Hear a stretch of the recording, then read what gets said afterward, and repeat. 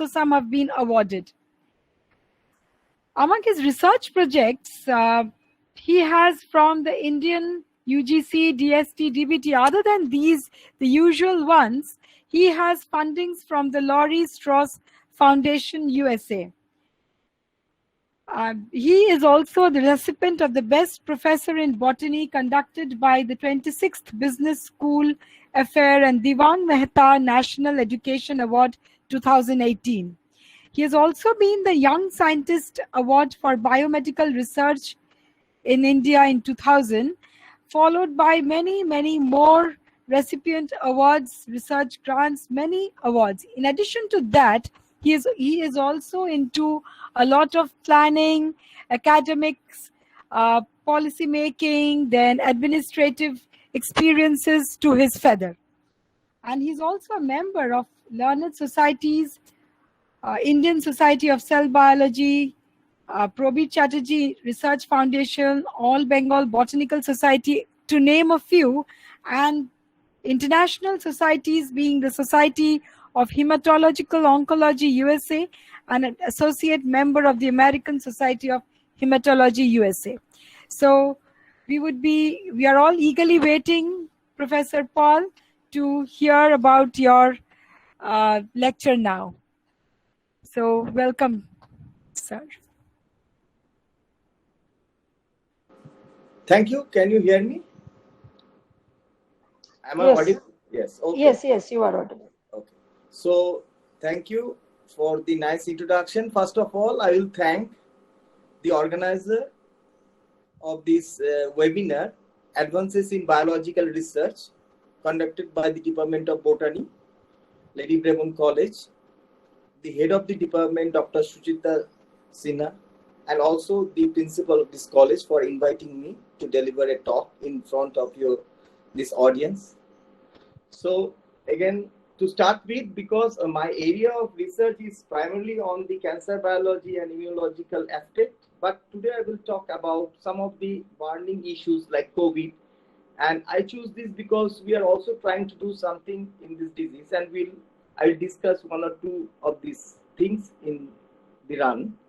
So to start with, let me present this slide. Yes. Okay. Yes. So we'll start the topic like coronavirus disease, COVID-19, current status and prospects for vaccine development. As I'm working in the United States of America in different immunological aspects, in relation to vaccine development, so I think it is a very apt time to talk in this regard.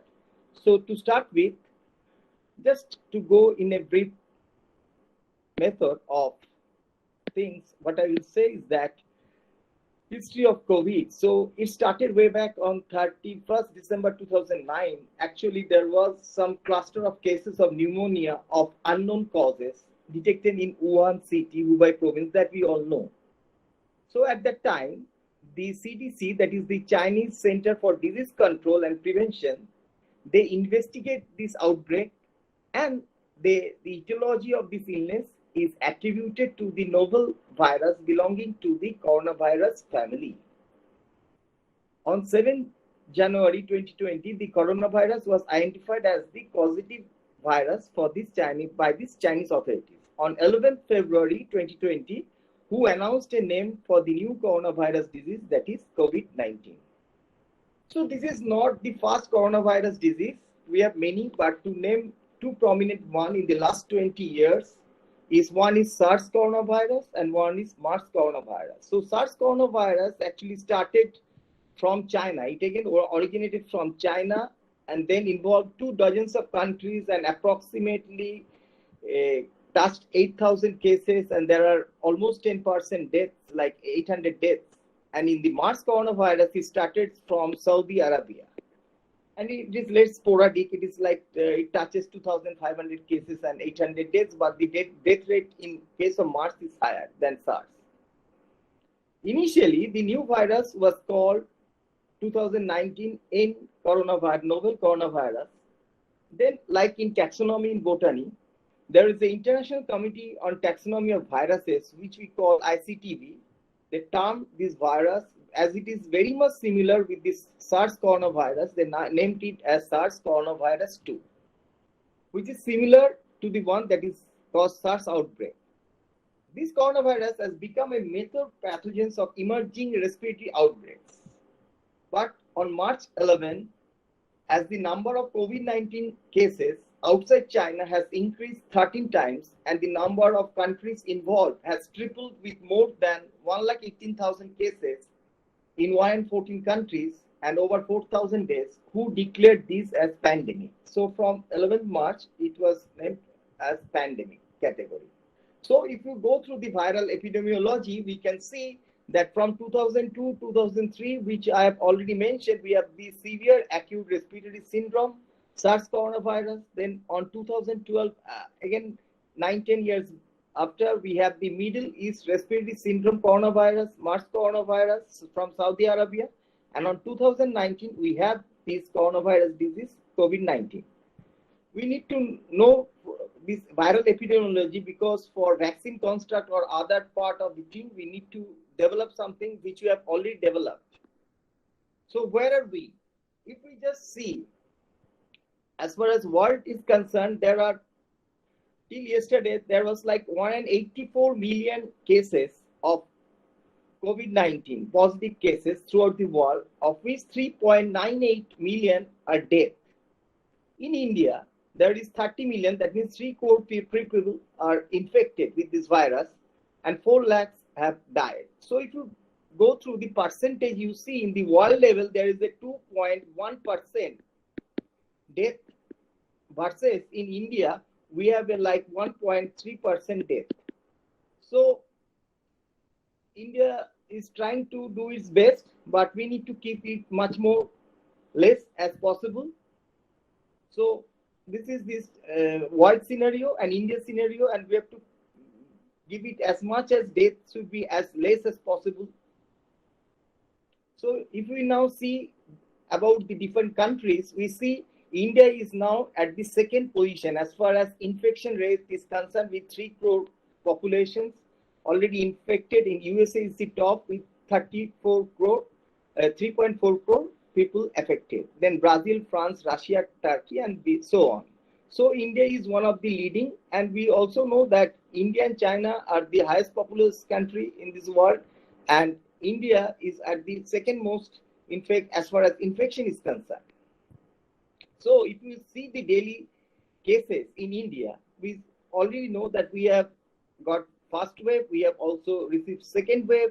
First wave is on like September 2020, and this second wave came around May 2021. So these are the waves, and these are, and also if you see the death rate also follows the same thing, same pattern of wave. So in the death rate, we can see there was a death of like 1,000 plus in the first wave in the peak time, and we have here 4,500 deaths per day in the second wave. So second wave is much more devastating as far as mortality is concerned and infection is concerned. Everything is concerned. So we need to know some of the things of coronavirus to get ourselves safe in this time. So to this you may know, because most of them are the students of biology. So this is the coronavirus. What we need to know is that it is a RNA virus, definitely, and it is around 30 kilobase pair long. It's a single strand positive RNA virus. But the point of interest as far as vaccination is concerned, we are interested on some of the protein structures that are on the outer surface of this virus, like the spike protein. This spike protein we are interested. We are interested also in the envelope protein. We are also interested in the membrane glycoprotein, and also some structural protein and RNA is inside. So as the spike protein actually binds with the receptor of the human cell, so it is very much interesting, and we need to know why. And second thing is that the rate of mutation of the SARS coronavirus 2 is little bit late, moderate. So we have a meaningful vaccination, we can develop good vaccine. So the spike protein actually binds, the spike protein in green actually binds with the ACE2 receptor, that is the angiotensin converting enzyme 2 receptor, before it comes inside the human cell. in this case, say it is a human lung cell, it has a receptor of ACE2 on its surface, and the spike protein binds, and it's not that it binds and just fuse and go inside. So that is another step. Before we go, we need to know what are the actually spike protein is divided into two parts, S1 and S2 domain. So in the S1, this contains a very important part, that is the receptor binding domain. This receptor binding domain actually is the portion which interacts with the host cell receptor, that is the ACE2, and the S2 domain, which actually helps mediates the fusion of the virus to the host cell. So there are many other things, but these are the two things we need to know. The S1 contains the RBD domain, which we'll call receptor binding domain, that actually interacts with the host cell ACE2, and S2 is actually function for the fusion of the virus inside the cell. So before it does so, we need to trim. So there is another protease, TMP-RSS2. So this TMP-RSS2, what it does, it trims some of these spike protein, which then helps it to go inside the cell. So it is like this. So for SARS coronavirus entry into the host cell, its S protein, that is the spike protein, needs to be cleaved by cellular proteases at two sites, termed S protein priming. This is what we call S protein priming. So these TMP RSS actually prime the S protein in two sites so the viral and cellular membrane can fuse. Specifically, S protein priming by the serine proteases TMP RSS2 is crucial for the SARS coronavirus infection to target cells and spread throughout the host. So these are the two things. These are the things why I'm talking. So if you go for immunotherapeutics, you can block the ACE2 receptor or you can block the TMP-RSS2. So today I'm not actually dealing with this, but these are the things, targets you need to know. So this S protein again can be in a monomeric, protomeric form, which is inactive, or it can be in a spike trimeric form, which is the more active form, and in the it would be much more active when it is in the trimeric form, that is in a very open structure. If the S protein, spike protein is a trimerized, then it would be easily bound to the ACE2 receptor, and then it will fuse inside the host cell. And these are the structural genetics of it. We are not going to in details of it, but this is the thing. So the thing is that we have to look at the mutations which actually unfold, which actually makes the spike protein from inactive to the active part. So that's why the mutation plays a role. So before that, any type of virus disease, you need to know what is the infection potentiality of any type of virus. So to know that means how many sick persons are likely to infect, how many people one sick person is likely to infect. That is, if we have one sick person in our community, how many people will get affected? It may be 1, it may be 2, 3, 4, like that. So this gives us an idea of the basic reproductive ratio, which we call it as R0 value.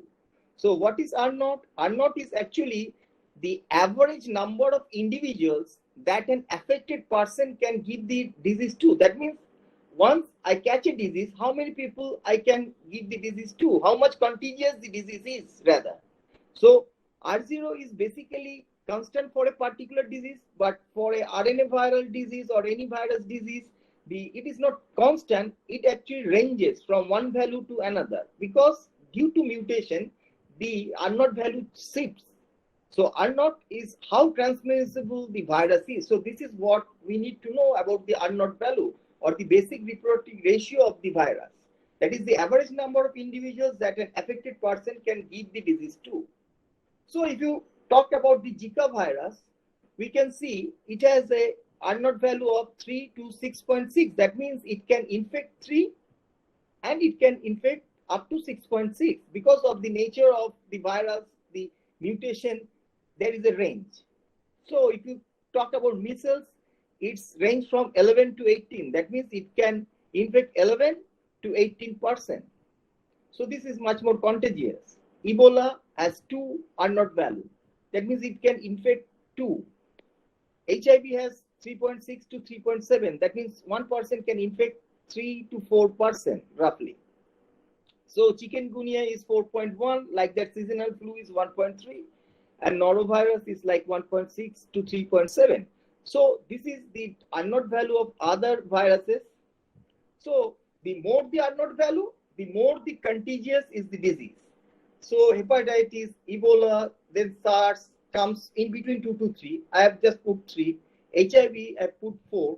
So mumps, then measles. So these are, the more the unknown value, the more is the contagious of the disease. So this is, as far as biology is concerned, the students need to know this part first. So what is the unknown for corona? So it ranges from 2 to 3. The study tells that it ranges from 2 to 3. Maybe in future it may range from 2 to say 3 point something. So if it is, the unknown value is 2, then one individual can give disease to 2 individuals. If the unknown value is 3, then one people can give disease to 3 individuals. So this is the concept. So basic reproductive ratio. So this is the infected person in the community.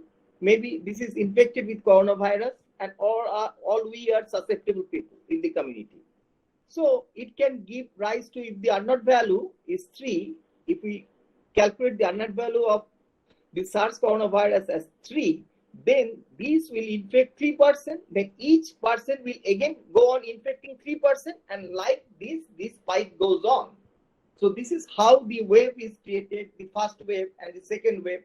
So the more contagious is the virus. So how it becomes contagious, I will explain after a little time. So it depends on the mutation, where the mutation is happening, and what is the role of mutation as far as virology is concerned. So as the unknown, instead of taming the unknown value to 1 or below 1, it's going up. So that's why the wave is coming. The variants are coming. Some variants are concerned, like Delta, Delta Plus now coming. So these are the things. So this you need to know. So what is the thing? Concept is that we need to immunize. We need to immunize people.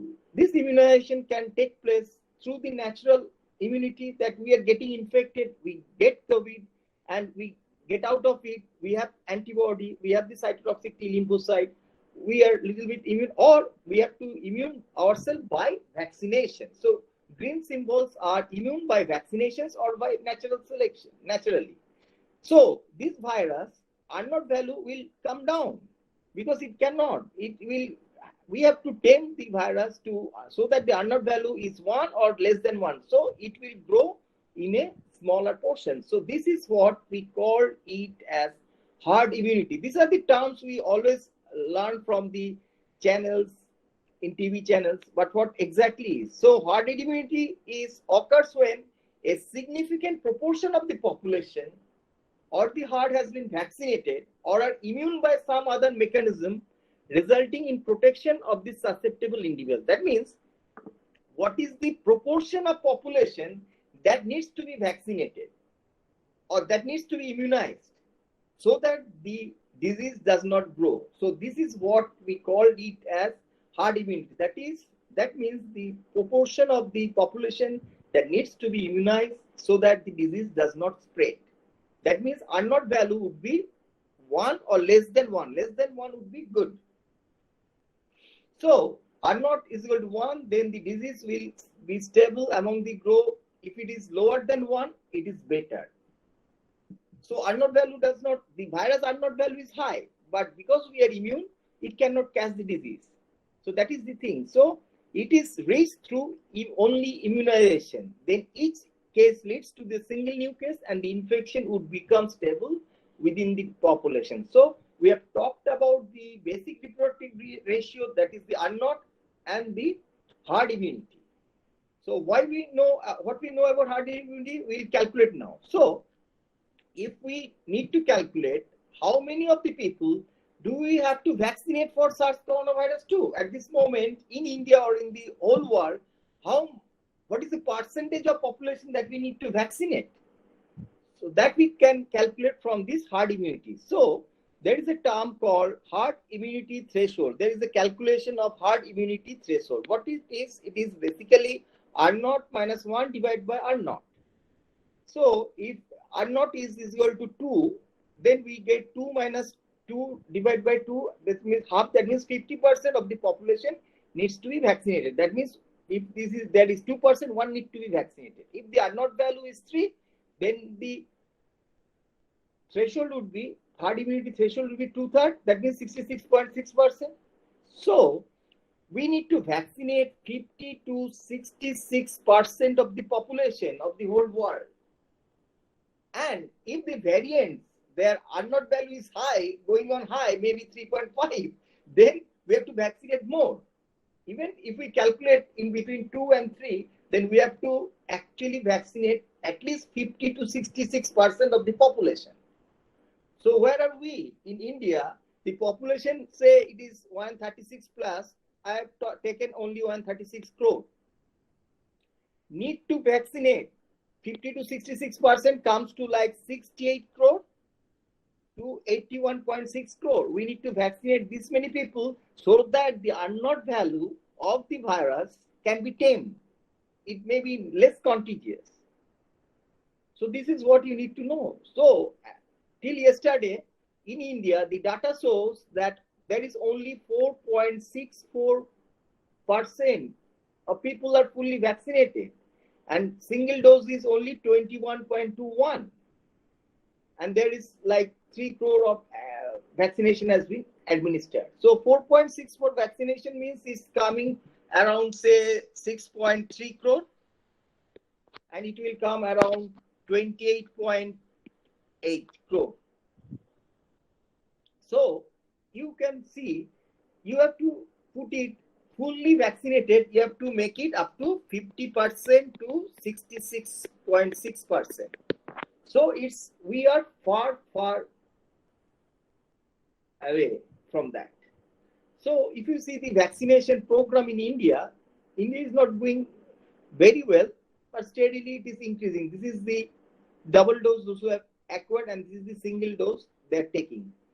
So this is the curve, it is increasing, but any variation of any variants come, that is not the question. The virus will mutate. We cannot help it out.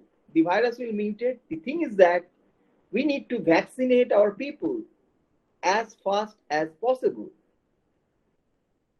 So this is the journey of herd immunity. When there is no immunity, the virus is just spreading here and there and infecting the maximum population.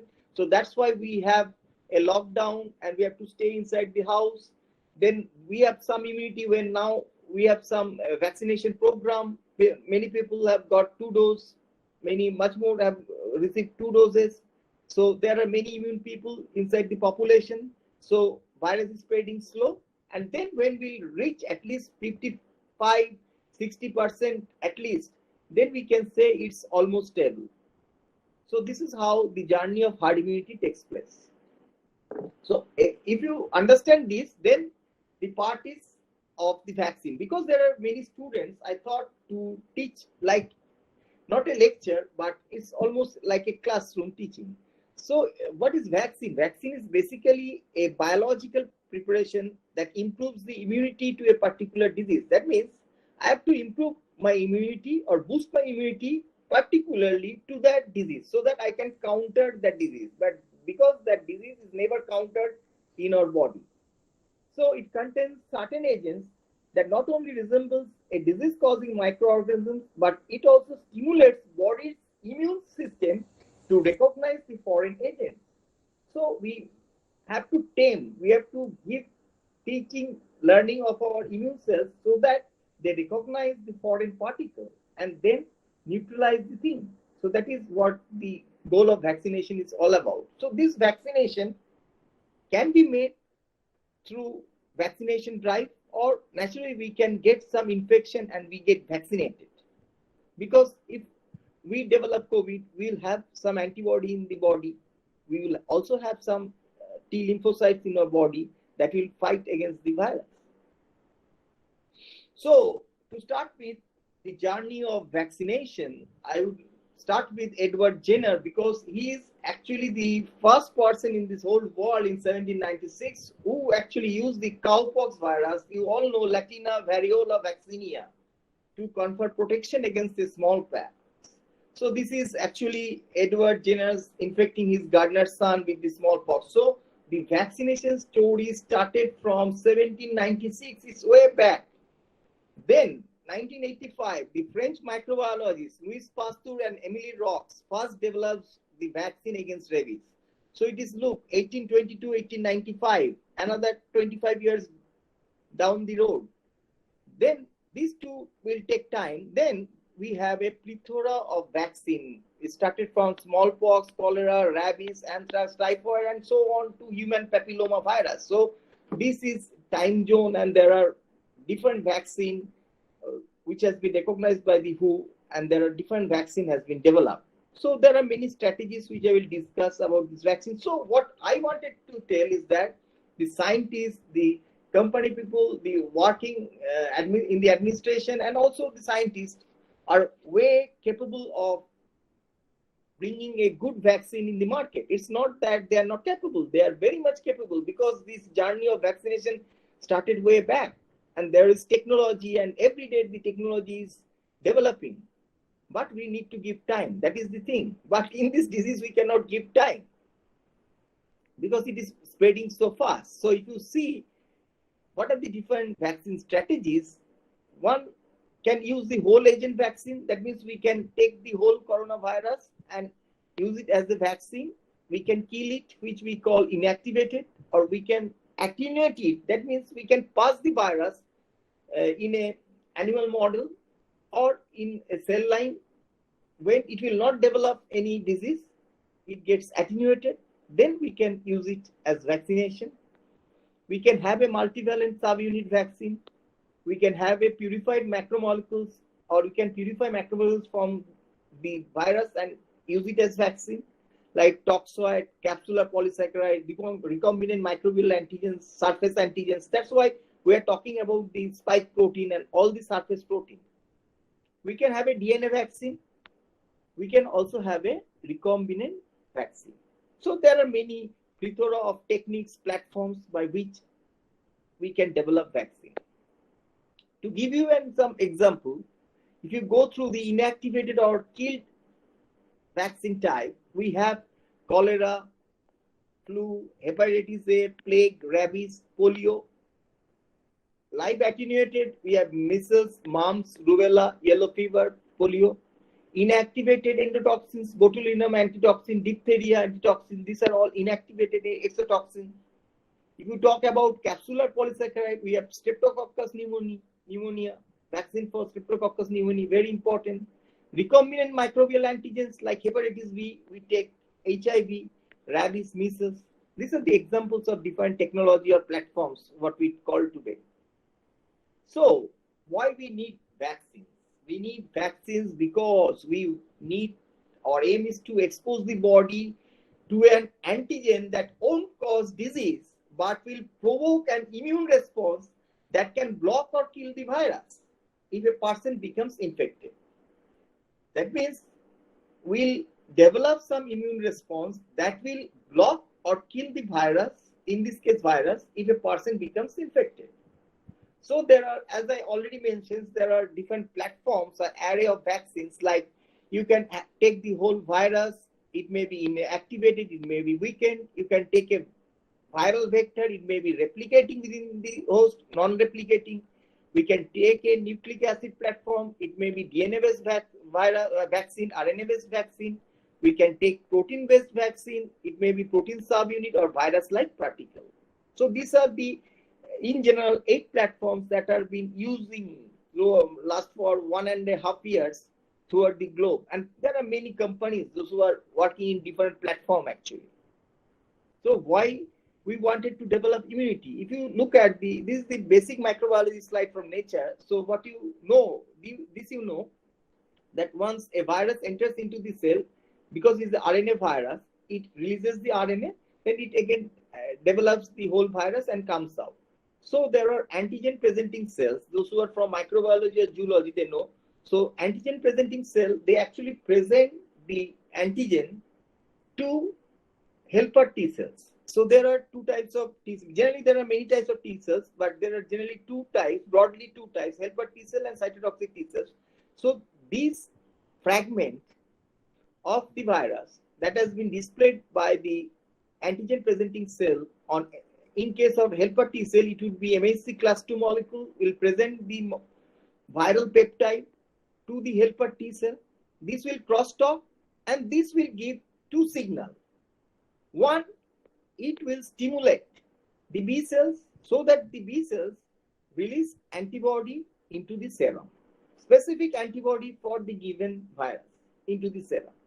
This is number one. And number two is the helper T cells will again boost or stimulate cytotoxic T lymphocyte, cytotoxic T cells that will destroy the virus infected cells. So there are two mechanisms. One is development of antibody. Second is the development of cytotoxic T lymphocyte. So if we talk about the virus vaccine, as I have already mentioned, at least 7 teams are working in developing this vaccine. As I already mentioned, measles and polio are examples of it. So one can again go with weakened virus or inactivated virus like Covaxin. They inactivate the thing and then they put it inside our body. So this is one thing. We can have a viral vector vaccines. There are 25 groups and now more maybe in the world working on it. We have measles, adenovirus is genetically engineered so that it can produce coronavirus proteins in the body. So these are viral vectors. This may be replicating viral vectors or non-replicating viral vectors. This is very important. So as far as Covishield is concerned, Covishield and Sputnik 5 both are concerned, they actually used a viral gene which is inactive. In both the cases, they actually use chimpanzee adenovirus. And then they put actually the genes for the same concept, genes for the spike protein. And they developed the vaccine. So both are on the common platform, Sputnik 5 and Covishield. So they choose the non-replicating viral vector, which they use actually the chimpanzee adenovirus, and they put the spike protein inside, and then they develop the vaccine. Then we have nucleic acid vaccine. This is very important.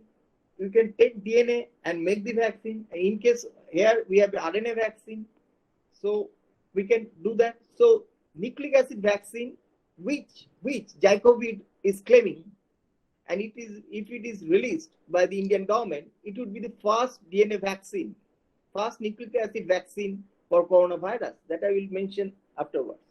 So protein-based vaccine, there are also people working on purified spike protein or any glycoprotein or any other protein, surface protein. Mainly spike protein is the protein of interest because it is actually cross-talking with the human cell.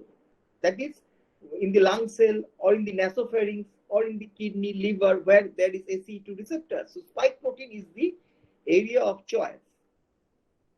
There are also people working on the virus-like particle. Virus-like particle means it will have no genetic component. Here there is no genetic component, no DNA, no RNA, just the cover. So it will mimic the coronavirus structure, but aren't infectious because they lack the genetic material, empty cell. So 5 teams are working on this VLP model, virus-like particles, but those vaccines are not yet in the market. So for successful vaccination, this is for the students. If you want to know, you need to produce antibodies. And what type of antibodies? It should be specific definitely to the virus or the bacteria of your choice. In this case, coronavirus of your choice, but it has to have a neutralizing value. That means it has to kill the virus.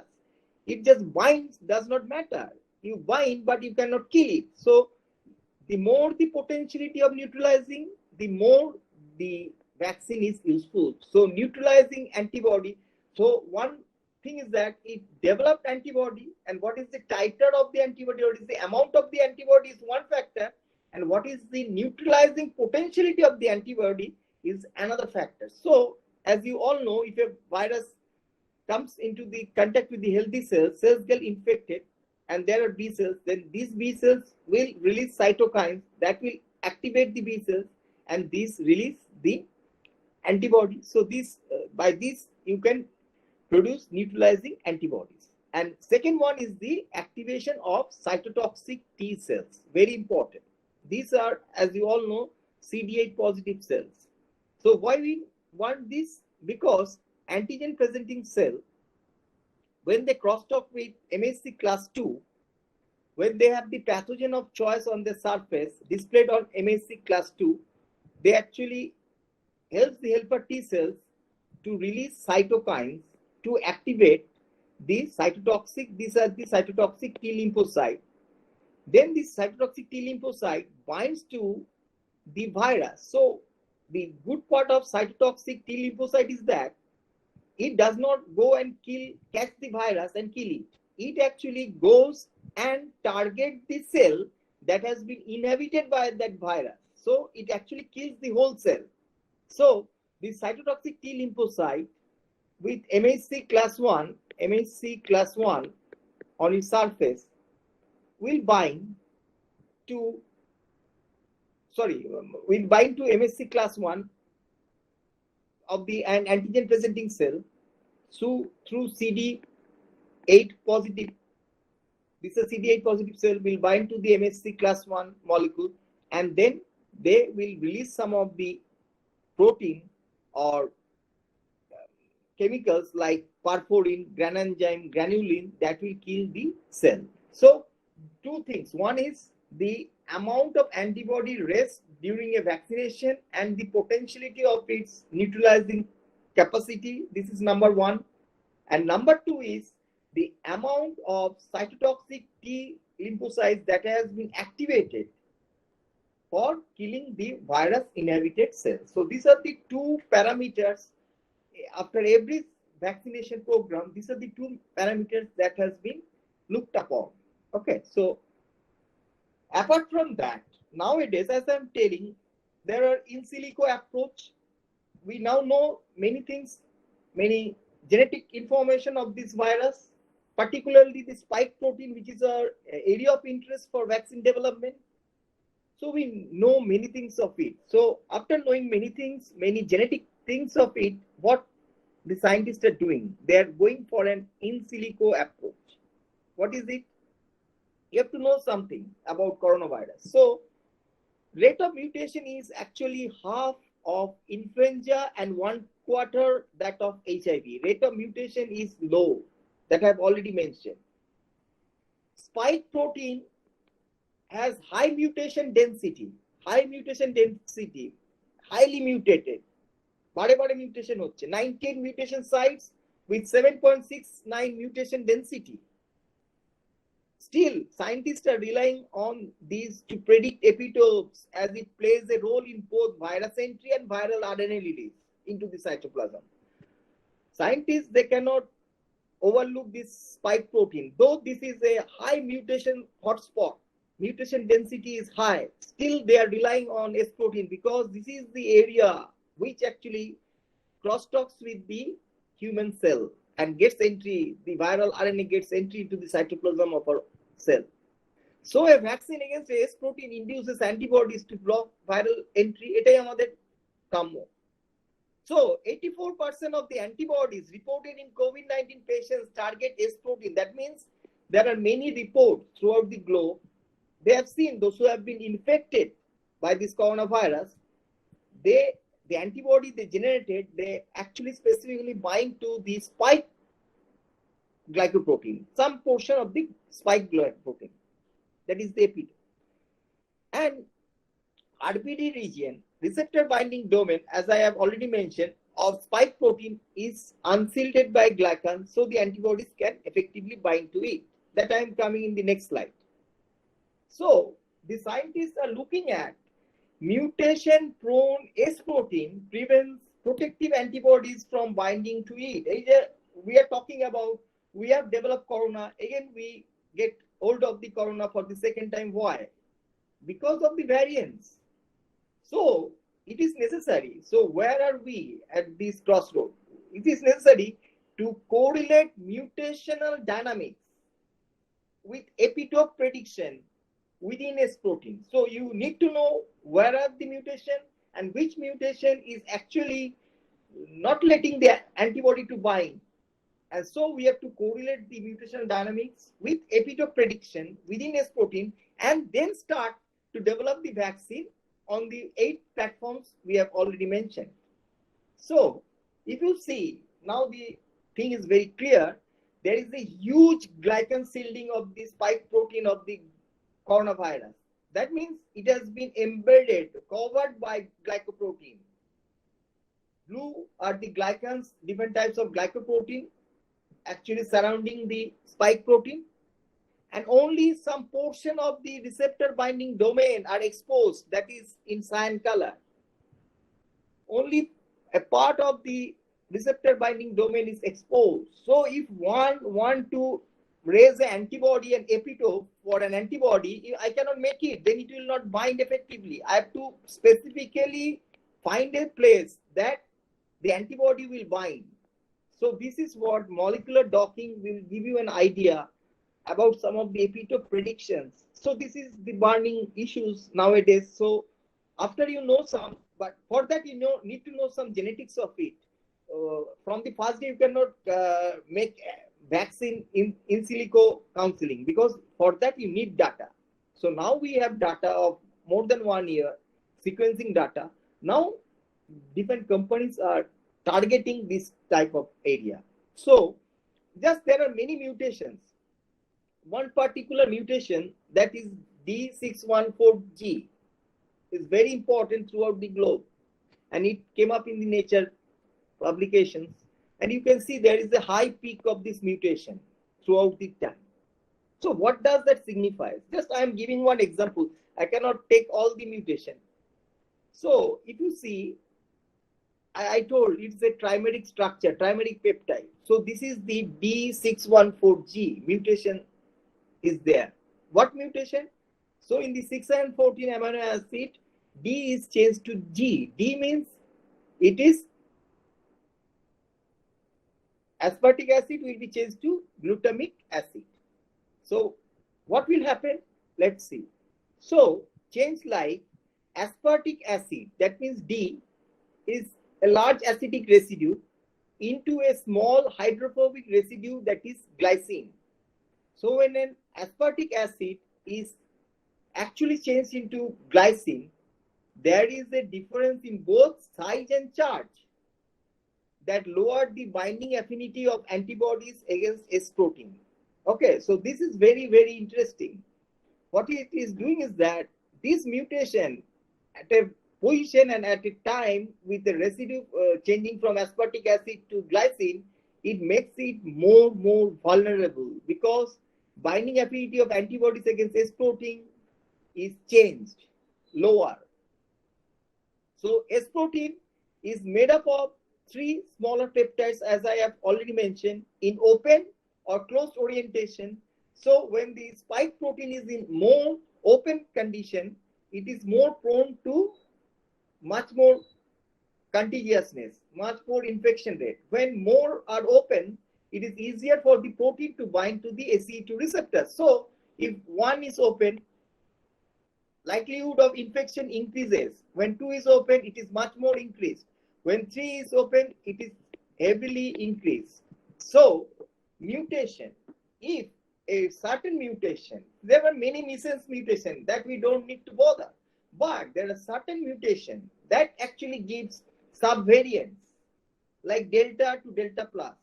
So if S protein is mutated at a particular point that relaxes that opens up the spike protein, then it would be much more vulnerable for infection.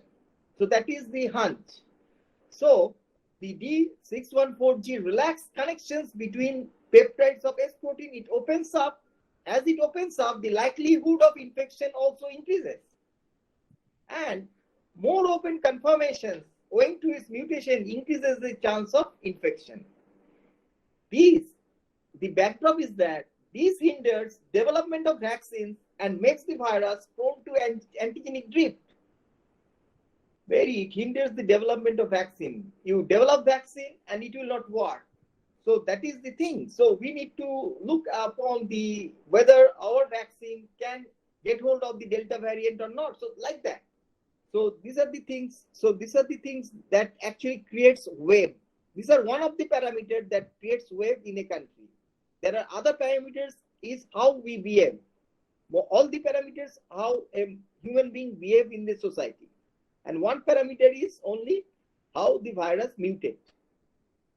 So this is very, very interesting. One particular mutation I have picked up to show the thing why mutation is very necessary and why the knowledge is very necessary to develop vaccine. So this is one of, so these are all actually the MSc students' work. So what one of the student has done is that she took like 13 spike protein sequence all over the globe from different countries. Then she actually made MSc class 1 and class 2 binding epitopes from it through different servers. Okay, I'm not going into the details. I wanted to tell you the story. Then she developed a multi-epitope vaccine construction with linkers in it. Why linkers? Linker selection, because of it has to give some parameters like physiochemical properties of a vaccine construct. They are then checked. Then vaccine construct was made. Then after you made a vaccine in silico, you can check what is the immunogenicity of that vaccine, what is the antigenicity of the vaccine, and another good important thing is what is the allergenicity, what is the allergic profile, because if it is very much allergic, if we get hold of that, then that is not a good vaccine. So we have to see what is the immunogenicity part of that vaccine, what is the antigenicity part of the vaccine, what is the allergenicity part of the vaccine. That you can do in silico. There are servers, and if it passes the test, then you go for B-cell epitope prediction. B-cell epitope prediction through ELIPRO server. There are many other servers also.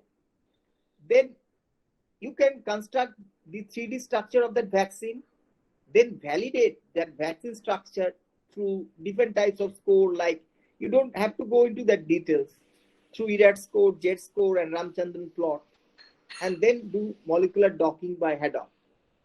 So these are the concept by which you can actually choose the spike protein, the sequence of the spike protein that is not so much mutated, and that will not relax the open conformations, and for choosing of the epitope for vaccination program.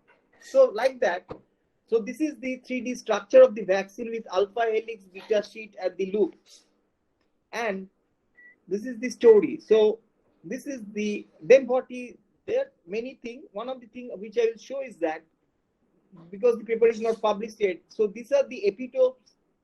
The student has probable antibody binding sites where the antibody will bind on the vaccine. So these are the probable antibody binding sites which you can do. So like that way, in silico modeling is one of the latest technology by which you can gain information, and after you gain information, then you have to go back again to the classical pathway to develop vaccine. And this part I will not go in details, to give you an idea. So people tell how long will a vaccine will come, why it is not so much effective for that. So in a vaccine development is not a 1 year ball game. It is like 10 to 15 years down the road. So those who are acquainted in this field, they know for different stages of development, starting from laboratory and animal studies, initially we have to do some laboratory work, which portion to take, whether we'll take the spike protein or not, which protein to take, or DNA or RNA. Then we do some challenge studies. We develop that disease on an animal model, and then we challenge it. And if we get good result, then the company actually files a investigational new vaccine application for FDA. Then after this application is over, then if they give permission, then you go for a phase 1, phase 2, and phase 3 trial. So 3 phases of clinical trial. First phase in a small cohort of adults, subject to 20 to 80 subjects, and this is non-blinded. We know who is receiving what, because this actually access the safety of the candidate vaccine, whether the vaccine would be safe before we go for a huge number of adults, and determine the type and extent of the immune response that the vaccine provokes. So what it does, it takes different types of, in this case, maybe 10 types of spike protein, and they're injecting in different groups and observing which spike protein is actually coming up with a good antibody response and also cytotoxic T lymphocyte response, and then pick up those. And now this is second phase is actually randomized and well-controlled study which receives also a placebo treatment. So goal, randomized means all the vaccination will be given in a randomized manner, and placebo means it will have nothing. It may have a fake independent variable, like it may be exposed to a sugar packet that they will not know. Okay, so the goal of the study is to have the safety efficacy of the vaccine, the immunogenicity of the vaccine efficacy, and what would be the right doses, and what would be the schedule of immunization, method of delivery. So that will be tested in the phase 2 trial. On the phase 3 trial, it is composed of, actually, these are the actual things which people need to do. But for corona, many things have been relaxed. 1,000 to 10,000 people were to get them vaccinated, and this will be a double blinded. That means the experimenter and as well the people, those who are in the study, they do not know what they are getting. After they get the result, they will match the result. So it is a double blinded study, which also consists of a placebo treatment. The goal is to assess the vaccine safety in a larger group of people, testing of vaccine efficacy. So it takes a long story to make all the, then you can go for a licensor, and after license you can put it in the, and you can give it, and after you give it, there are also phase 4 VARS technology, which I will go skip it. So in a nutshell, what my main objective is to tell you that from preclinical study to clinical testing, forget about monitoring, just it takes like 15 years, 10 to 15 years down the road. So in case of corona, it has been superly high-packed and bypassing all the norms. Actually, they make it within 1 year. Okay, norms means suppose you have to take 100 volunteers, you take 30 volunteers and speed up the case, because we need a vaccine, we need a rapid vaccine. We cannot wait for 15 years. So that is the main thing. So if somebody knows the story, they know that 10-15 years down the road. So I will hats up to the scientists, those who have developed this vaccine so fast and working good. It's not that they are not good, they're working good, but the virus is mutating. So that's the problem. So at present, there are like 127 vaccine candidates throughout the globe with 367 trials and 19 approved vaccines throughout the globe. In case of India, we have 4 vaccines approved for use in India. We all know about Covishield, we know about Covaxin, we know about Sputnik 5, and another part is also approved for India, that the AstraZeneca Oxford, that thing. So 4 vaccines are actually approved for use in India, and we are getting these 3, Covishield, Covaxin, and Sputnik 5. But India, there are 8 vaccines in clinical trial from India. 1 from Novavax, and this is, which I will highlight, Zydus Cadila, Jacob D. Biological Illimited, they are making this virus. Then there is another vaccine, then there is another vaccine, and there are 4 vaccines from Biological Limited. Then Genoma Biopharmaceuticals, they are coming up with another, and there is Bharat Biotech again, they are coming up with another. So these are in different trials in our country. So these 8 vaccines are in clinical trial. So these are the story. So to make the long story short, if we talk about the Serum Institute of India, the Covishield, that the main vaccine that started its way, this is the first vaccine that has been given in Indian continent. So the thing is that It is a recombinant replication deficient chimpanzee adenovirus vector encoding the SARS coronavirus spike protein. That is the glycoprotein. So what they've done, they have actually taken as I've already mentioned, replication deficient chimpanzee adenovirus vector. They have taken a vector, chimpanzee, this is the adenovirus vector, and then they put a spike protein within it, so that the spike protein will grow inside our cell. And this genetically, and this is of course a GMO, genetically modified organism. You need to remember, those who have taken Covishield, most of the people have taken, this is a GMO. So this is a GMO, and the product is genetically modified in human embryonic kidney cell line. Like those who are working in cancer biology, they know HEK293 cell line that has been tamed within this cell line, grow in this cell line. Vaccine raised actually, the thing is that no safety concerns is there. So another good thing is that within the 14 days, the trial report says within 14 days, there is a high spike of the antibody. So the antibody is actually peaked at 24 days. So that is the good thing. And another good thing about Covishield is that 91% of the total volunteers had serum antibody that could neutralize the virus. So 91% of the population in the phase 3 trial, they actually could produce antibody in the serum that could neutralize the virus. So this is about our Covishield vaccine. Next is Bharat Biotech, the Covaxin. So Covaxin, as you all know, from Bharat Biotech, is developed in collaboration with our Indian Institute of Medical Research and National Institute of Virology. It is actually the indigenous inactivated vaccine. The vaccine is developed using whole virion inactivated. So they actually take the whole virus and inactivated it, and which they call it in a Verocell derived platform. This inactivated vaccine, the best part of it is this inactivated vaccine do not replicate and are therefore unlikely to revert and cause pathological effects. So they cannot replicate within our body. So that way it is good.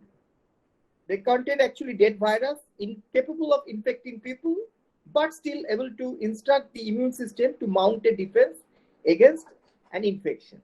So this is the concept of Covaxin. This is actually taking the inactivated part of by making the virus inactivated. Then we have the Sputnik 5, the Russian vaccine, which is now in use. This is same as our Covishield, almost same, adenoviral based vector. Only thing that it is a 2-component vaccine. It takes serotype 5 and serotype 26 that those who will be doing, they know. But the thing is that they again use the platform of adenovirus, which will be a vehicle to deliver the coronavirus gene to cells that start synthesizing the new coronavirus envelope protein, the immune system for a potential enemy, introducing the immune system for a potential enemy. So this has completed the phase 3 trial with 91.6% efficacy. So it has like 91.6% efficacy. So this is going, let's see how it works. And this DNA-based vaccine, Zydus Cadila from India. So this is actually our central government has already trying to get it done. So Zydus Cadila has already approached in India Drug Controller General of India for its emergent approval of this vaccine. They have already completed the phase 3 trial, and if it is passed, and it would be the world's first DNA vaccine. So it would be the world's first DNA vaccine, totally indigenous from India. So the best part of it is, as it is a DNA vaccine, the cold chain requirement is not so much because it is on a DNA platform. The vaccine stability would be higher and lower cold chain requirement. It will only require 2 to 4 degrees centigrade We don't need -20. So it would be very easy for transportation. ZyCoV-D is being developed on a DNA platform using a non-replicating and non-integrating plasmid. Non-replicating and non-integrating plasmid, কারণ integrate করে গেলে তো ঢুকে যাবে। Non-integrating plasmid carrying the novel coronavirus gene, making it very, very safe. So this is the very good product from India, I will say. So till date, as far as phase 3 trial is concerned, no moderate case of COVID-19 disease has been observed. Those who have received the vaccine, 100% efficacy for moderate disease. And one thing is very good is that about 1/3 of the phase 3 trial have been with Delta positive cases. Delta positive patients, they have taken many Delta positive cases and they have implemented this vaccine and the result is good. So we hope that this vaccine will come out in the market. And with that note, I will not lengthen the talk. It's almost 1 hour. So this is the Laboratory of Cell and Molecular Biology. So we actually do the cancer biology, diabetes work, but recently Nivedita and Saporta, they actually are in this in silico group, and Aruna, today's work is basically what we have shown regarding the in silico is Aruna's and Devadrita's work. Apart from that, Srimoyi and Srija, they are working as MSc. All four are in red are MSc students. So they are doing work in different aspects of COVID, but they are actually doing the mutational and epitope in silico mapping. Aruna, so these two I've done with Nivedita. So these are the students, those who are working. So thank you everybody for your patience hearing, and I would be happy to take any question. There are some questions in the chat box. আমার একটা question আছে, আমি বলতে পারি? হ্যাঁ বলুন বলুন। হ্যাঁ, আমি doctor Tapan Kumar Maitra, department botany, HOD, Ananda college, Kolkata 9। প্রশ্নটা খুব প্র্যাকটিক্যাল। প্রথমে আপনাকে ধন্যবাদ জানাই, খুব লুসিড ফর্মে এগুলো বুঝিয়ে দিয়েছেন সবাইকে। আর খুব প্র্যাকটিক্যাল কোশ্চেন, এই সংবাদ মাধ্যমে জানতে পারলাম এই গত সপ্তাহে। শুনতে পাচ্ছেন? হ্যাঁ শুনতে পাচ্ছি, বলুন স্যার। শুনতে পাচ্ছেন? হ্যাঁ হ্যাঁ শুনতে পাচ্ছি, বলুন। গত সপ্তাহে সংবাদ মাধ্যমে জানলাম, আর আজকের একটা লিডিং নিউজ পেপারেও দেওয়া আছে, যে কোভিশিল্ড দুটো নেওয়ার পরে থার্ড আর বুস্টার ডোজ নেওয়া যেতে পারে বা নিতে হবে। আমার প্রশ্ন হচ্ছে, কোভিশিল্ড সেটাও একটা সংবাদে জানলাম যে ফার্স্ট ডোজে 73% ইমিউনিটি হয়, সেকেন্ড ডোজে 93% ইমিউনিটি হয়। তাহলে কি আমাদের থার্ড ডোজ নেওয়ার কোনো প্রয়োজন আছে? এটা কি এক্সট্রা হয়ে যাবে না? তাতে কি কোনো পার্শ্ব প্রতিক্রিয়া হতে পারে? এক। আর দ্বিতীয় প্রশ্ন হচ্ছে, যদি থার্ড ডোজ নেওয়া যায়, তাহলে কোভিশিল্ড দুটো নেওয়ার পরে কোভ্যাক্সিন বা অন্য কোনো ডোজ কি নেওয়া যেতে পারে থার্ড ডোজে? এটাই আমার প্রশ্ন। আচ্ছা, খুব ভালো প্রশ্ন করেছেন। ফার্স্ট এডটা আমি বলি যে ফার্স্ট এড যে প্রশ্নটা হলো যে পার্শ্ব প্রতিক্রিয়া হবে কিনা, হবে না। কারণ আমি বারবার বলছি যে বুঝতে হবে যে আমি কেন নিচ্ছি ভ্যাকসিনটা। নিচ্ছি আমি দুটো কারণে। আমি অ্যান্টিবডি টাইটারটা আমার শরীরে বাড়াচ্ছি। কেমন অ্যান্টিবডি? যেটা ভাইরাসকে বাইন্ড শুধু করবে না, নিউট্রালাইজও করবে। এটা নাম্বার 1। এবং সাইটোটক্সিক টি লিম্ফোসাইট, বায়োলজির ভাষায় বলছি, সাইটোটক্সিক টি লিম্ফোসাইট যেন আমার সার্কুলেশনে থাকে। একটা টাইম, গিভেন টাইমে সেটা তো ফল করবে। যেরকম কোভিশিল্ডে 14 দিনে পিক ওঠে, আবার আস্তে আস্তে পিকটা তো নামবে। ব্লাডের মধ্যে অ্যান্টিবডি পিকটা তো নামছে, যার জন্য we need a booster dose. এবার ব্যাপারটা কি হচ্ছে দেখুন, আমাদের 136 কোটি দেশে লোক, আপনার দেওয়া উচিত ছিল হয়তো আরো আগে। এখন দিনে দিনে আরো ফেজ আউট করে দিচ্ছে, কেউ এখনো জানে না এক্স্যাক্টলি। এইটাই হচ্ছে ফেজ 3 ক্লিনিক্যাল ট্রায়ালের কাজ, যে এক্স্যাক্টলি কত ডোজে দিতে হবে, কটা বুস্টার ডোজ দিতে হবে। এটা 1 নম্বর বুস্টার ডোজ দিলেই হয়ে যাবে না, সেকেন্ড আরো লাগবে না? আবার 5 বছর পর দেখবেন বাচ্চাদের অনেক ভ্যাকসিনেশন প্রোগ্রামে 5 বছর পরে আবার একটা দিতে হয়, হয়তো। কেন দিতে হয়? That has been trial over and over for a 10 to 15 years span. আমাদের এখন 10 to 15 ইয়ার্স নেই, তাহলে প্রচুর লোক মারা যাবে। তো রেগুলেশনকে স্কুইজ করে দেওয়া হয়েছে যাতে চট করে, এটা কিছু করার নেই, গভর্নমেন্টের কিছু করার নেই। থ্রু আউট দি ওয়ার্ল্ড তাহলে প্রচুর লোক মারা যাবে। So they have develop vaccine, যেহেতু টেকনোলজি উন্নত আছে, ডেভেলপ করেছে। কিন্তু এই যে আপনি যে প্রশ্নটা করলেন যে ওটা 2টো ডোজ 3টে ডোজ হলে কোনো অসুবিধা নেই, 4টে ডোজ হলেও কোনো অসুবিধা নেই, কারণ আপনাকে যখন স্পাইক করছেন মানে আপনি বুস্ট করছেন ইমিউনিটিটাকে, কমে গেছে আবার দিলেন, আবার বাড়িয়ে দিল, কারণ ওখানে মেমোরি বি সেলস থাকে, সে আবার যেই ওটা পেলো সঙ্গে সঙ্গে আবার অ্যান্টিবডি তৈরি করে দিল ফ্যাক্টরির মতো। কিন্তু অ্যান্টিবডিটা তো থাকতে হবে সার্কুলেশনে। তাহলে জেনারেলি অনেক ডিজিজের ক্ষেত্রে অ্যান্টিবডি 4-5 বছরের বেশি থাকে না। হ্যাঁ, তা এই ক্ষেত্রে আরো কম, এই ক্ষেত্রে আরো কম। তাহলে 2 বছর বাদে হয়তো কি 3 বছর বাদে আবার নিতে হতে পারে। আমার তো ধারণা এটা ভালো হয়। আমেরিকায় গেলে যেরকম দেখা যায় না, এই একটু বর্ষাকাল আসলেই সবাই চলে গেল ফ্লু শট নিতে। হ্যাঁ, ফ্লু শটটা কি ইনফ্লুয়েঞ্জা, আমরা তো এই দেশে পাত্তা দিই না, ওদের দেশে একটা করে ফ্লু শট দিয়ে দেয়। তার মানে কি এটা অলমোস্ট সবাই একবার ভ্যাকসিনেটেড হয়ে গেলে 80% এট লিস্ট ভ্যাকসিনেটেড হয়ে গেলে দেখবেন প্রতি বছর, এটা আমার হাঞ্চ, আমি জানি না, still you need data, a scientist can not tell, এটা আমার হাঞ্চ, যে আমার মনে হয় যে এভরি ইয়ার একবার হলেও at least 2-3 years down the road এই একটা ভ্যাকসিনেশন প্রোগ্রাম আপনাকে নিতে হবে to keep the booster of the antibody going. এটা তাহলে আচ্ছা, 2টো কোভিশিল্ড এর পরে কি কোভ্যাক্সিন বা অন্য কোনো ভ্যাকসিন নেওয়া যেতে পারে থার্ড ডোজটা? নিলে কোনো অসুবিধা নেই। এখন এটা তো হচ্ছে দেখুন সায়েন্টিফিক ব্যাখ্যা, এবার তাহলে আবার এটাই হচ্ছে আবার ক্লিনিক্যাল ট্রায়ালে ফেলতে হবে যে এরকম ক্রস দিয়ে যে কোভ্যাক্সিন দুটো নিয়েছে তাকে কোভিশিল্ড দেওয়া হলো, ডাটা যেটা আসবে ডাটার উপর বেস করে আমাকে অ্যানালাইসিস করতে হবে। Statistics would be based on data. আমার কোভ্যাক্সিন কে ভালো লাগে কি আমার কোভিশিল্ড কে ভালো লাগে, that is not a scientific approach হবে। আমাদের দেশে কিন্তু এখন ডাটা নেই, মানে এই যে প্রচুর কোভিশিল্ড দেওয়া হলো, আপনাকে দেওয়া হয়েছে, আমাকে দেওয়া হয়েছে, বিভিন্ন জনকে দেওয়া হয়েছে, আমাদের কাছ থেকে কি ডাটা নিয়েছে? আমাদের কি অ্যান্টিবডি টেস্ট হয়েছে? যদি অ্যান্টিবডি টেস্ট করে নিত তাহলে ডাটাটা চলে আসতো, তাহলে বুঝতে পারতো যে কোন টাইমে দিলে ভালো হয়। কারণ আমাদের তো অনেকটা দেওয়া হয়েছে, এমন নয় যে 3 কোটি দেশে ভ্যাকসিনেশন প্রোগ্রাম হয়েছে, সেই ডাটাটা তো হিউজ।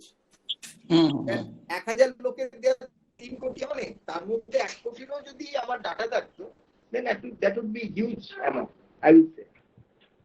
সেটা ওটা হবে কি হবে না সায়েন্সে কোনো না হয় না, এই পার্টিকুলারলি এই ইস্যুতে হতেই পারে, কিন্তু it need to be tested, যে কোনো ক্রস রিঅ্যাক্টিভিটি আসার কথা নয়।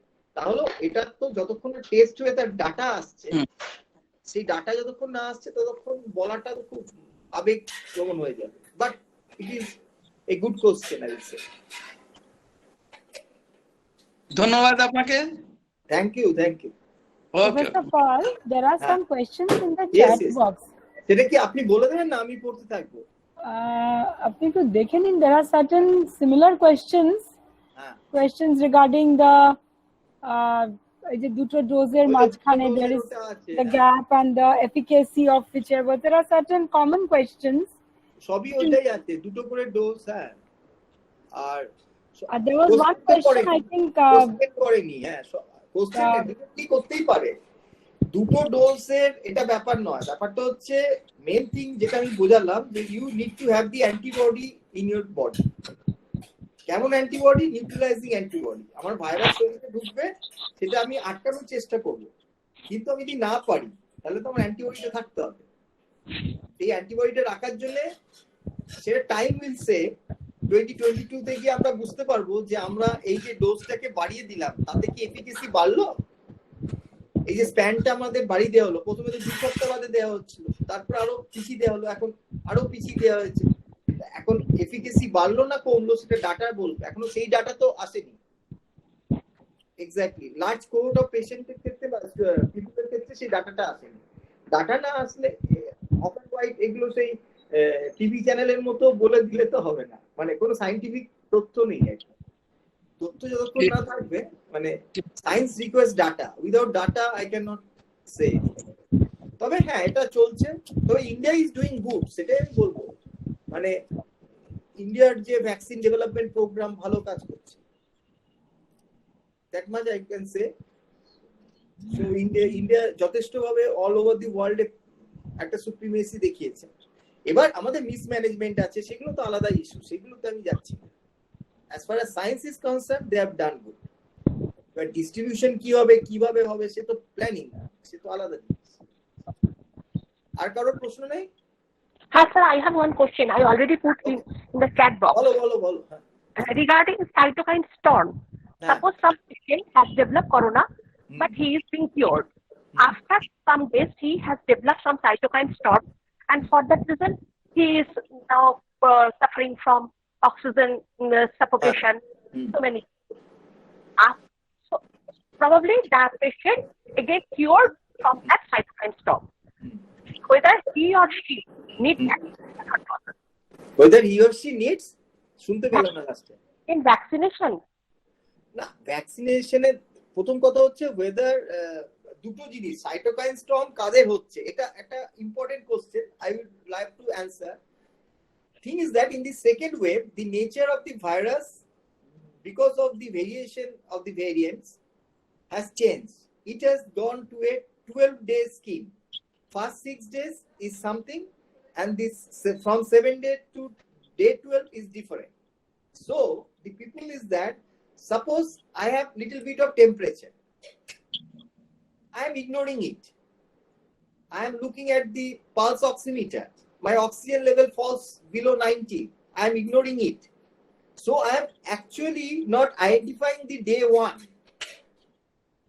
If you just do not tell that I am okay, and you go after 4th day when you are sick, too much sick, then you give for testing, then after 2 days the result come that you are corona positive, that means your 6th day is gone. So that's where the cytokine storm comes into play. So if you have a treatment from the day one, you don't need to go for testing. You go for testing, but you have to consult doctor, and doctor will give medicine like ivermectin, all the ICMR prescribed medicine they will put. So day one is the very important thing, that whether you have corona or does not have corona, different issues, but you have to take the medicine after you talk with a consultant doctor. So the medicine is nothing, you also know, but you have to take it from a practitioner. ICMR protocol guideline সবসময় দিয়ে দিচ্ছে। So what is cytokine storm? So এবার আসছে cytokine stormটা যদি হয়ে গেল তাহলে কি করব? So cytokine তো আমাদের শরীরে আছেই। Generally যে cytokine stormে অনেক কটা cytokine they get elevated. One of the major cytokine is interleukin 6, তাই তো? interleukin 6টা প্রচন্ড পরিমাণে বেড়ে যায়। এবার এটা বেড়ে যায় মানে in a fold of 10,000, 1,000, 5,000 এই ফোল্ডে বেড়ে যায়। ম্যাগনামটা হচ্ছে এতটা, তাহলে এই ম্যাগনামটা যখন বেড়ে গেছে তখন তো আর ভ্যাকসিনেশন দিয়ে কোনো লাভ হবে না। Okay, sir. হ্যাঁ, so you need to get well through prescribed protocols, and then you have to give again vaccination. So thing is that I will request all the students and those who are watching, so if somebody is not vaccinated, I will say you need to get it vaccinated, and you know why, because you need to develop herd immunity for yourself and also for the society. And number 2 is that you have to take care of your health. Every day you have to take, if you have something heatness in your, then you have to take the temperature, and every day before you go to sleep you take the oxygen measurement through pulse oximeter. Every day you make it a habit, you take yours, you take your father, mother, brother, sister, somebody has to take care and look at the pulse oximeter. So that is the indication. Everybody gives a indication. Okay, so the day one is very, very crucial, particularly in the second wave we have seen. So those who have identified the day one, they are all cured. Those who have neglected, they become serious. So there is no chance of neglection. That is my point. Even if you don't have vaccine. Oh, another thing I missed, that Jacob D is specially, so they have given in between 12 to 18 years. So Jacob D may be specified for 12 to 18 years age group, if they give permission. Okay. So there is a question on how about the judging of the nasal vaccine. So how do you judge nasal vaccine? Look, you can, so I'm not in a position to judge. Only thing, it will be judged once the data is in our hand. So you can have a edible vaccine also. As Subrati is talking, so plant also makes antibody, okay? Plantibody, what we call it plantibody. So we can have antibody, maybe in future we'll have corona and antibody developed in a banana. You eat the banana and go. So that is a far story, okay? So now we need classical way by implementing in silico approach, come up with the right vaccine, then the method of giving is different, that is okay. But you have to find the right portion of the spike protein to induce an antibody that will bind to most of the variants of the virus, because virus will mutate. Virus will mutate. You cannot stop it. We can stop it if we have vaccination and if we follow all the procedures like wearing mask, maintaining physical distance. You go in a gathering and you don't wear mask, you are having selfie, then no good. So it will not help you out. So one thing I told, one parameter is virus and all the other parameter is how we behave in the society. So as you are the students of life sciences, so I will request you, now you have the role to teach other people, those who are in contact with you, that you have to wear mask, you have to maintain physical distance. However close relative comes to your house, you have to maintain some distance. So that is the thing. You cannot go out in a mall in long groups and then stay there for 2-3 hours. Then you catch a Delta plus strain and then you have COVID. So virus will be mutating, that we could not help. But we could help ourselves by, you have to go out. You don't need to sit in the house idle. You go out, but you keep safe distance. That is the thing. And you check your temperature, check your oxygen level. That is well. You need precaution. World bank তো বলছে 2025-এর March মাস পর্যন্ত এটা চলবে, and that is politically motivated. আপনি কি একমত? এই politics এর মধ্যে আমি আর ঢুকতে চাই না, কারণ দেখুন there are too much of economics associated. I think we should come to the scientific questions only in this forum. So any other questions? Scientific কোনো কোশ্চেন থাকে? Yes, that is the. Sir, I have a question. Okay. Sir, what is the future of this virus? কারণ continuously তো মানে এরপর আরেকটা wave আসবে বলে যাচ্ছে. So how do we eradicate? Is there any way? Or is this going to exist for many years? আমি এক জায়গায় পড়ছিলাম বলেছে যে এটা মিউটেট করতে করতে নাকি ডিমিনিশ হয়ে যাবে. But is that even true? আমি এটাই বলছি, I am talking this only, যে virus will mutate, you cannot help it out. That is one part of the story of 99%. Okay. And 99% is how you behave in the society. Okay, so the virus will mutate. We have a Delta plus strand at this moment that will create, people are telling. So everywhere, you know, in science, there are two schools of thoughts. One, if one goes on the North Pole, one will say on the South Pole. So one will say there would be a third wave is inevitable. One will say, no, there is no third wave. So these third wave will come or not in a country depend on your policy. First of all, what your government is taking policy. Number two is whether you are entertaining international flight from UK, America, Japan. Then you will have different types of strain and trends within the state. So policy is very important. So policy, number one. Number two is now we as human beings, how we behave in the society.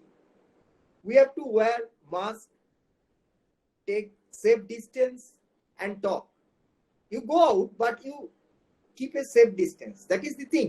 So this virus will mutate. Some mutations, most of the mutations, not some, most of the mutations are missense mutations that does not lead to the spread of the disease. Super predators are those actually opens the spike protein. That actually opens the spike protein. The more opening of the spike protein, the more the virus would be spreaders, so super spreaders. So Delta Plus is of like that. So they are called variants of concern, VOC, variants of concern from the WHO. So now there are like 50-60 cases in India of Delta Plus. So if we all go out without any restrictions, then there would be a huge burden, and then there would be third wave, then again fourth wave, then fifth wave, then it will diminish. So it depends, 90% at least depends on how the government frames policy, number one. Number two is how we follow the policy and how we as individual maintain distance among ourselves while talking or during our work. So that is the main thing, how we behave. কারণ ভাইরাসকে আমরা change করতে পারবো না, virus will mutate. Most of the mutation are not injurious. Only very few mutations would be injurious. But we have to take protection. That is the thing. এবার কেউ যদি ইয়ে করে, অনেক তো লিখছে, লেখার থেকে এবার if you ask a question,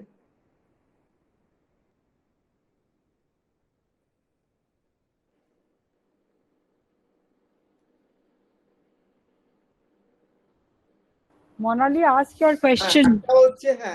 How much protection can be gained from further infection after one has recovered from COVID? Okay, this is a good question. Thing is that it's like you have taken 2 doses of Covishield or 2 doses of Covaxin, still you get infected. This is the thing. The virus is mutating, so the antibody you have is specific for a certain epitope that may be not present in the mutated variant. So in the mutation that I have talked about Nicotine. So there is some mutation where this antibody cannot bind. So if I develop corona in a particular strain, I may be fatal for other strains also. I have antibody, but that antibody cannot bind to that strain 100%. So there would be 60%, 70% protection. 30% is still there. So before this corona goes away, so we have to take protection with wearing mask. Even we have COVID.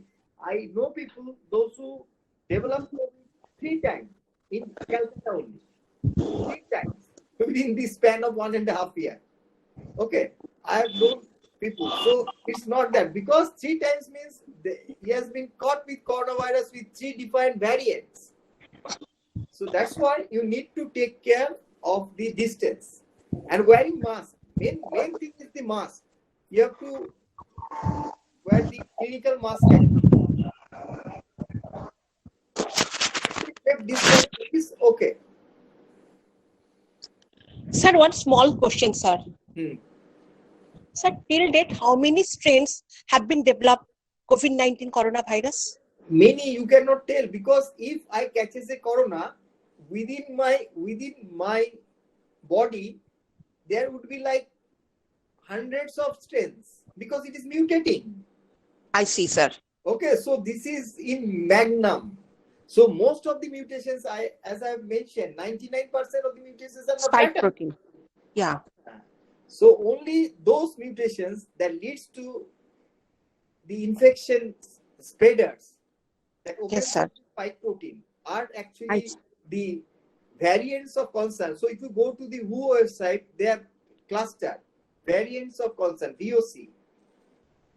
So Delta plus is the variants of concern. So that can create third wave definitely if we behave differently. But if we believe in having good protocol, what the government is telling, we are doing that. Yes. Everybody has to do that, not I and you. Everybody has to follow the rules and guidelines. So you Yes, go sir. to any shop, almost nobody is owing anything. So there are 10 people just buying one thing in a shop. So what you will do? Yes, So sir. Thank you. You will create third wave. So that is the inevitable then. Okay. আর কি আছে না? হ্যাঁ sir, আমার একটা question আছে। Hello. হ্যাঁ sir sir কোশ্চেনটা এটাই যে করোনা থেকে বাঁচতে গেলে কিছু ভিডিও এরকম আছে যারা বলছে নেতিক্রিয়া করতে, তো নেতিক্রিয়ার কি সত্যি কোনো সিগনিফিকেন্স আছে করোনা থেকে বাঁচার জন্য? কি করতে? স্যার নেতিক্রিয়া। আচ্ছা, সেটা আমি ঠিক বলতে পারবো না, তবে আমি একটা জিনিস বলতে পারি যে ইমিউনিটি বুস্টটা সবসময় দরকার, সেটা কোনো অসুবিধার কোনো কারণ নেই, কিন্তু ইমিউনিটি অ্যাজ এ হোল থাকা ভালো, কিন্তু that does not mean you are protected from the virus. Protection তখনই আসবে যখন when you have specific vaccination program, ওকে, ভ্যাকসিনেশনটা নিলে পরে অ্যাটলিস্ট 60 এখন যা দেখা যাচ্ছে 60 to 80% আমরা প্রোটেক্টেড। এটাই যে একজন জিজ্ঞেস করলেন, তা আমাদেরকে 2 বার নিতে হবে না 3 বার নিতে হবে, হয়তো 4-5 বারও নিতে হতে পারে। সো এটা নিতে নিতে ভ্যাকসিনেশন প্রোগ্রামটাকে নিতে নিতে আমরা আরো স্টেবিলাইজড হয়ে যাবে, ততদিনে ভাইরাসটা চলে যাবে। It will take time, it is not মানে চট করে আরএনএ ভাইরাস বেরিয়ে যাবে না, ও তো থাকবে, কিন্তু আমাদের আস্তে আস্তে ইমিউনিটিটা এমন ভাবে ডেভেলপ হয়ে যাবে তখন। আর ভ্যাকসিনেশনটা আমাদের তো নেই, 4.5% ভ্যাকসিনেশন হয়েছে, আমাদের তো 60% ভ্যাকসিনেশন হলেই পুরো স্টোরি চেঞ্জ হয়ে যাবে। So we need to revamp the vaccination. Vaccination যত হবে, সেই জন্য আমি বলছি যে those who are above 18 just get vaccination, there is no other way। ঠিক আছে, আর এইগুলো তো মার্কেট করবেই না, লোকে বলছে এটা খেলে ইমিউনো বুস্টার, লোকে বলছে এটা খেলে ইমিউনো বুস্টার, সে তো বলবে, সেটা খাওয়ার ক্ষতি কিছু নেই, কিন্তু সেটা কতটা কার্যকরী, there is no scientific data also। You have to maintain the protocols of the Yes, yes. Social distancing, mask and sanitizer, the SMS, this you have to maintain. So that is the primary thing, and get yourself vaccinated. Vaccination তো থাকতেই হবে, তাছাড়া হবে না। Yes, I think vaccination করে আমি বেরিয়ে গেলে আর হবে না, তখনও মাস্ক পরতে হবে যতক্ষণ এভরিবডি গেটস ভ্যাকসিনেটেড। যেরকম pulse polio, it took like 200 years to eradicate it. It's not easy to eradicate the disease. So you need to get... Thank you Okay. so much. I think I will tell Vidisha to join and say a few words to end the webinar. A very good evening to you all. I, on the behalf of Department of Botany, Lady Brabourne College, and all the participants who are present here, extend a very hearty vote of thanks to our speakers, Dr. Shubhra Chakraborty and Professor Shantanu Pal, for gracing your important and pertinent work and sharing with us your findings and opinions. We wish to acknowledge our heartfelt gratitude to our principal, Madam, Professor Shimi Shortkar, for her constant support and encouragement. Thank you, all the participants, for your patient hearing. Your valuable comments were very, very encouraging and interesting too. We had a very, very interesting discussion. And lastly, our department is indebted to Mr. Arvind Prashad of AAA Tech for all the logistic supports needed for this webinar, without which this webinar would be difficult, very difficult to arrange. Thank you so much, everyone. Thank you, Professor Pal, and have a very good night.